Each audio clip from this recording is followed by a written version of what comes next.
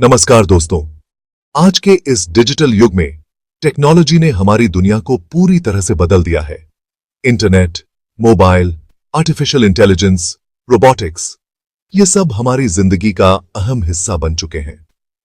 हमारे जीवन को आसान बनाने, उसे और कुशल बनाने में इन टेक्निक्स का बहुत बड़ा योगदान है।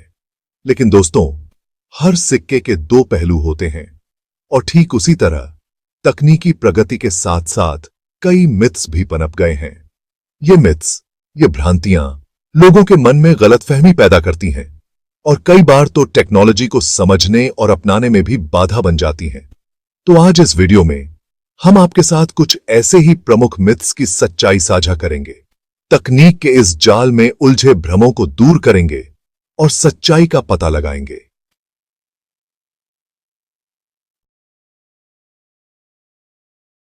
पहला मिथ जो अक्सर सुनने को मिलता है वो ये कि आर्टिफिशियल इंटेलिजेंस यानी एआई एक दिन इंसानों से ज्यादा बुद्धिमान हो जाएगा और दुनिया पर कब्जा कर लेगा।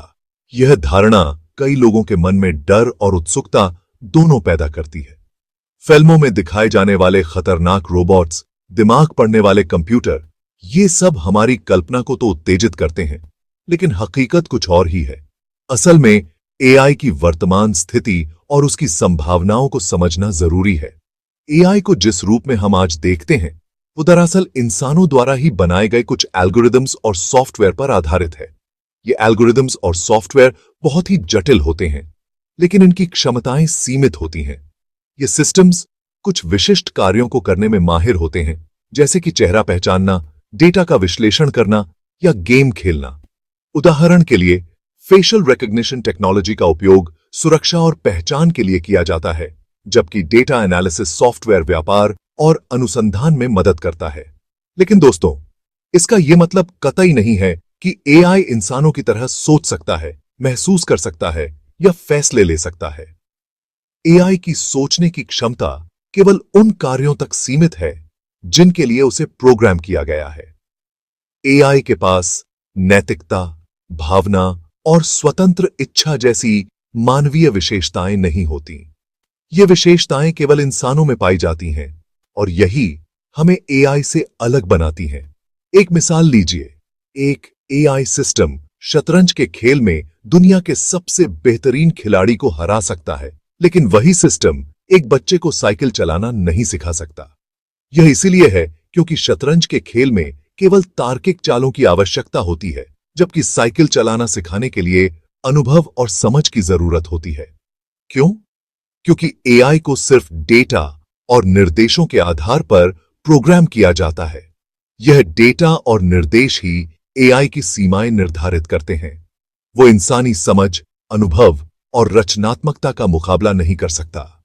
इंसान की रचनात्मकता और नवाचार की क्षमता एआई से कहीं अधिक है। एआई एक शक्तिशाली टूल जरूर है, लेकिन इसे इंसानी बुद्धि का विकल्प नहीं समझना चाहिए। एआई का सही उपयोग हमें नई ऊंचाइयों तक पहुंचा सकता है, लेकिन इसके लिए हमें इसे सही तरीके से समझना और उपयोग करना होगा। यह तो हमारे द्वारा बनाया गया एक जरिया है, जिसका इस्तेमाल हम अपनी क्षमता को बढ़ाने के लिए कर सकते हैं। एआई और इंसान के बीच सहयोग से हम कई समस्याओं का समाधान पा सकते हैं और एक बेहतर भविष्य की ओर बढ़ सकते हैं। भविष्य में एआई का उपयोग स्वास्थ्य, शिक्षा और अन्य महत्वपूर्ण क्षेत्रों में किया जा सकता है। यह हमें नई संभावनाओं की ओर ले जा सकता है, लेकिन इसके लिए हमें इसके साथ जिम्मेदारी से काम करना होगा। एआई के विकास और उपयोग में नैतिकता और जिम्मेदारी का ध्यान रखना बहुत महत्वपूर्ण है। हमें यह सुनिश्चित करना होगा कि एआई का उपयोग मानवता के भले के लिए हो और इसके दुरुपयोग से बचा जाए। अंत में एआई और इंसान का साथ मिलकर काम करना ही हमें एक उज्जवल और सुरक्षित भविष्य की ओर ले जा सकता है। यह एक ऐसा उपकरण है जो हमारी क्षमताओं को बढ़ा सकता है, लेकिन इसे सही दिशा में उपयोग करना हमारी जिम्मेदारी है। दूसरा मिथ यह है कि सभी तकनीकी प्रगति इंसानों के लिए हानिकारक है। यह धारणा अक्सर उन लोगों के बीच पाई जाती है जो बदलाव से डरते हैं या जिनका अनुभव नई तकनीकों के साथ अच्छा नहीं रहा है। नई टेक्नोलॉजी आती है तो पुरानी चीजों का खत्म होना स्वाभाविक है और इस बदलाव से डर लगना भी लगे हाथ। लेकिन यह डर अक्सर अज्ञानता और अनिश्चितता से उत्पन्न होता है। लेकिन अगर हम इतिहास पर नजर डालें तो पाएंगे कि हर नई टेक्नोलॉजी के साथ नए अवसर भी आए हैं। उदाहरण के लिए, जब बिजली का आविष्कार हुआ तो उसने न केवल हमारे जीवन को रोशन किया बल्कि नई उद्योगों और नौकरियों का भी सृजन किया। हां, यह सच है कि तकनीकी प्रगति के कारण कुछ पारंपरिक नौकरियां जरूर बदल रही हैं, लेकिन यह बदलाव हमेशा नकारात्मक नहीं होता। यह हमें नए कौशल सीखने और खुद को बेहतर बनाने का मौका देता है। लेकिन इसके साथ ही नई नौकरियां और अवसर भी पैदा हो रहे हैं। आज के समय में तकनीकी क्षेत्र में इतनी विविधता है कि हर किसी के लिए कुछ न कुछ है। कंप्यूटर के आने से जहां टाइपराइटर का काम खत्म हुआ, वहीं सॉफ्टवेयर डेवलपर, वेब डिजाइनर और डेटा एनालिस्ट जैसी नई फील्ड्स उभरकर सामने आईं। ये नई फील्ड्स न केवल रोजगार के नए अवसर प्रदान करती हैं, बल्कि हमारे जीवन को भी आसान और अधिक उत्पादक बनाती हैं। जरूरत है तो सिर्फ खुद को इस बदलाव के लिए तैयार करने की। हमें अपने कौशल को अपडेट रखना चाहिए और नई तकनीकों को अपनाने के लिए तैयार रहना चाहिए।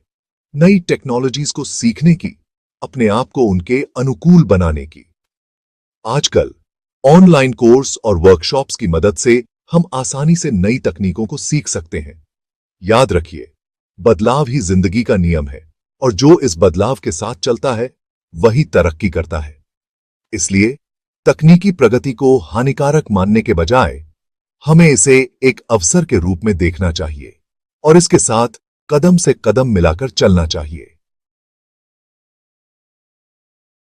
चैप्टर 3, क्या इंटरनेट पर सब कुछ सच होता है?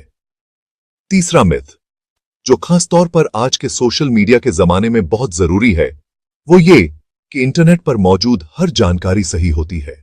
इंटरनेट ने हमें जानकारी का एक अथाह समंदर जरूर दिया है, लेकिन इस समंदर में मोती के साथ साथ सीपियां भी बहुत हैं। सोशल मीडिया, ब्लॉग्स और अनियमित वेबसाइट्स पर फैली जानकारी अक्सर गलत, अधूरी या पूरी तरह से झूठी होती है। बिना किसी जांच पड़ताल के हर खबर पर यकीन कर लेना अफवाहों के जाल में फंसने के बराबर है। किसी भी जानकारी की सत्यता की जांच करना बहुत जरूरी है। देखें कि जानकारी किस सोर्स से आ रही है। क्या वो सोर्स विश्वसनीय है? अगर आपको किसी खबर पर शक हो तो उसे अलग अलग सोर्सेस से क्रॉस चेक जरूर करें। चैप्टर 4, क्या स्मार्टफोन से कैंसर होता है? यह एक बहुत ही महत्वपूर्ण सवाल है जो आजकल हर किसी के मन में उठता है। चौथा और आखिरी मिथ जो हम आज दूर करेंगे वो है स्मार्टफोन रेडिएशन से कैंसर होने का डर। यह डर बहुत ही आम है और कई लोग इससे परेशान रहते हैं। यह एक ऐसा डर है जो आज लगभग हर किसी के मन में है। लोग सोचते हैं कि उनके स्मार्टफोन से निकलने वाली रेडिएशन उनके स्वास्थ्य के लिए हानिकारक हो सकती है। लेकिन दोस्तों, इस बात का कोई ठोस वैज्ञानिक प्रमाण नहीं है कि स्मार्टफोन से निकलने वाली रेडिएशन से कैंसर होता है। वैज्ञानिकों ने इस पर कई अध्ययन किए हैं और अब तक कोई भी ऐसा प्रमाण नहीं मिला है जो इस बात को साबित कर सके। स्मार्टफोन से निकलने वाली रेडिएशन को नॉन आयनाइजिंग रेडिएशन कहा जाता है। यह रेडिएशन इतनी शक्तिशाली नहीं होती कि वो हमारे शरीर के अंदर गहरे जाकर नुकसान पहुंचा सके। इसका मतलब है कि यह इतनी शक्तिशाली नहीं होती कि वो हमारे डीएनए को नुकसान पहुंचा सके या कैंसर का कारण बन सके। नॉन आयोनाइजिंग रेडिएशन का प्रभाव हमारे शरीर पर बहुत ही कम होता है। हालांकि इसका यह मतलब नहीं कि आप घंटों अपने फोन में घुसे रहें। लंबे समय तक फोन का इस्तेमाल करने से अन्य स्वास्थ्य समस्याएं हो सकती हैं। ज्यादा देर तक फोन का इस्तेमाल आंखों के लिए नुकसानदेह हो सकता है और इससे नींद भी प्रभावित हो सकती है। लगातार स्क्रीन पर देखने से आंखों में थकान और जलन हो सकती है। इसलिए हर चीज का एक सीमित और संतुलित इस्तेमाल ही बेहतर है। स्मार्टफोन का सही और संतुलित उपयोग ही आपके स्वास्थ्य के लिए अच्छा है।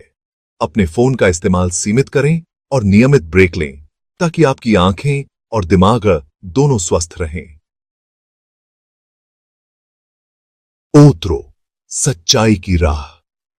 तो दोस्तों, ये थे कुछ प्रमुख मिथ्स जिनका सामना हम अपने दिन प्रतिदिन के जीवन में करते हैं।